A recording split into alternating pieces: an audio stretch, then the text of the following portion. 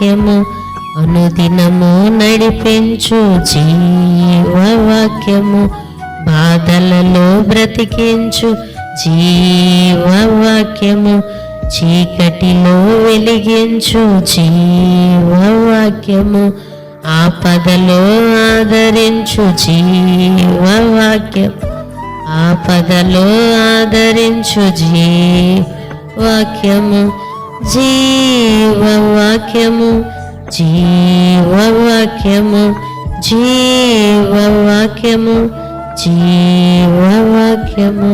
దేవుని నామానికి మహిమ కలుగునుగాక. క్రీస్తునందు ప్రియమైన దేవుని బిడ్డలారా, మీ అందరికీ అనుదిన జీవవాక్యమునకు ప్రేమతో ఆహ్వానిస్తున్నాము. ఈ దినము జనవరి 10వ తేదీ. లేఖన భాగము మత్తయి సువార్త 9వ అధ్యాయము 1 నుంచి 17 వచనాల నుండి దేవుని యొక్క వాగ్దానమును మనము విందాం. 2వ వచనం, మత్తయి సువార్త 9వ అధ్యాయము 2వ వచనము, ధైర్యంగా ఉండుము, నీ పాపములు క్షమింపడి ఉన్నవని పక్షవాయు గల వానితో చెప్పెను. అవునండి, పక్షవాయు కలిగిన వారిని ఒక 4 మనుషులు యేసుప్రభు దగ్గరికి తీసుకొని వచ్చారు. వారి విశ్వాసాన్ని చూసి, మరి ఈ యొక్క పక్షవాతం ఎందువల్ల వచ్చినది అనగా, మరి పాపం వల్ల వచ్చినది. పాపము ఆత్మ సంబంధించింది. మరి జబ్బు, మరి వ్యాధి అనేది శరీరానికి సంబంధించింది. ముందుగా ఆత్మ సంబంధించిన ఆ యొక్క జబ్బును అనగా పాపమును క్షమించుటకు యేసుక్రీస్తుకు అధికారం ఉందని, అది మనం నమ్మవలనని, పాపం ద్వారా కూడా వ్యాధులు వస్తాయని, కొన్ని రకాల వ్యాధులు పాపం వల్ల వస్తాయి. వాటిలో ఈ పక్షవాతం అనేది ఎందుకు అనగా, ఇతడు తాను చేసిన పాపాన్ని బట్టి వచ్చాయి. కానీ దానికి విరుగుడుగా యేసు ప్రభువారు అంటున్నాడు, కుమారుడా ధైర్యంగా ఉండుము, నీ పాపములు క్షమించుతున్నాను. అవునండి, క్షమించిన తర్వాత పక్షవాయు కలిగిన వానితో నువ్వు లేచి నీ పరుపెత్తుకొని నడుమని చెప్పెను. అందరి ముందు అతడు లేచి తన పరుపెత్తుకొని నడిచాను. హల్లెలూయా.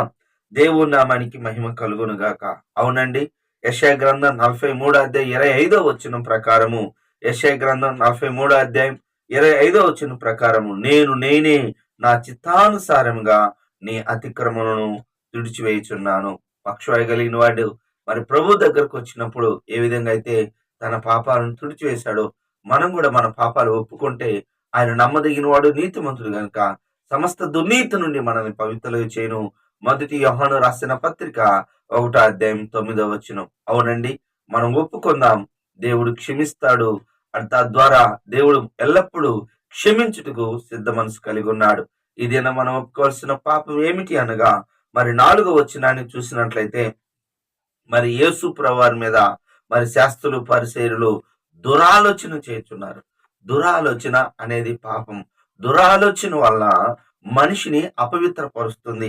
గలతీలు రాసిన పత్రికలో, అలాగనే మార్కు సువార్త 7వ అధ్యాయం 21వ వచనము, మార్కు సువార్త 7వ అధ్యాయం 21వ వచనములో చూసినట్లయితే, హృదయములో నుండి అనగా మనిషి యొక్క హృదయములో నుండి వచ్చు దురాలోచనలు, వ్యభిచారం, నరహత్యలు, ఈ దురాలోచన మరి లోపల నుండి వచ్చి మనిషిని అపవిత్రపరచును. అవునండి, సామెతల గ్రంథం 15వ అధ్యాయం 26వ వచనంలో, దురాలోచన యెహోవాకి మరి హేయము.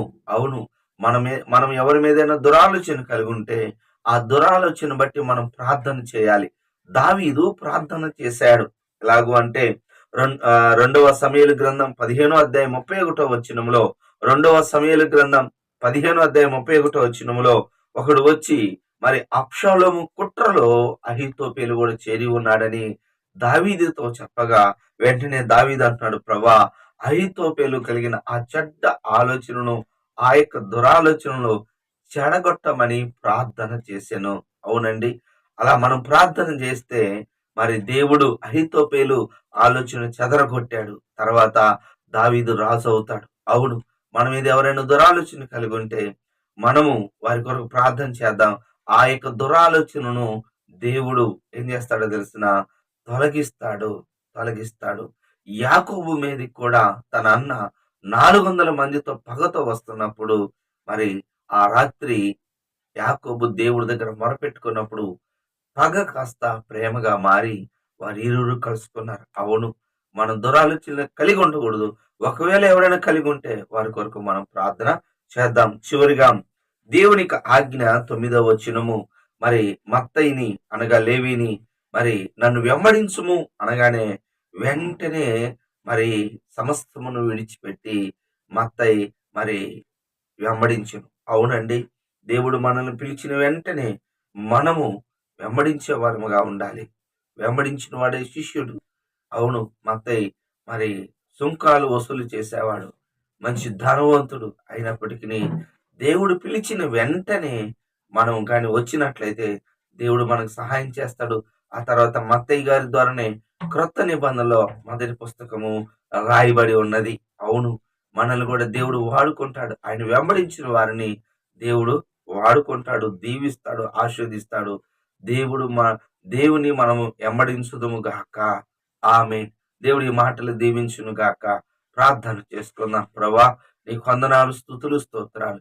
ఏ దినమునైనా మరి పాపాలు క్షమించి పక్షవాత కలిగిన వాడిని బాగు చేశావు. అలాగనే దురాలోచనలు కలిగిన అహీతోపేల ఆలోచనను చెడగొట్టావు. మేమునైనా నిన్ను వెంబడించే వాళ్ళంగా దయచేయండి. నిన్ను వెంబడించిన వాడే నీ శిష్యుడు ప్రభా. మత్త ఏ విధంగా అయితే నిన్ను వెంబడించాడో ఆ విధంగా మేము వెంబడించే వారముగా దయచేయండి. అలాగని ఈ దినమునైనా వీక్షిస్తున్న ప్రతి బిడ్డ యొక్క జీవితంలో వారి చేతి పనుల్లో మీరే తోడుగుండండి. ఎవరికి వివాహం కావాలో వివాహమును దయచేయి, ఎవరికి సంతానం కావాలో వారికి సంతానమును దయచేయి. ఎవరు పనులకు వెళ్తున్నారో, ఎవరు వ్యాపారానికి వెళ్తున్నారో వారిని దీవించండి. అయ్యా, తన స్కూల్కి మరి కాలేజీకి వెళ్తున్న బిడ్డల్ని మంచి జ్ఞానం దయచేయమని కోరుచున్నాం.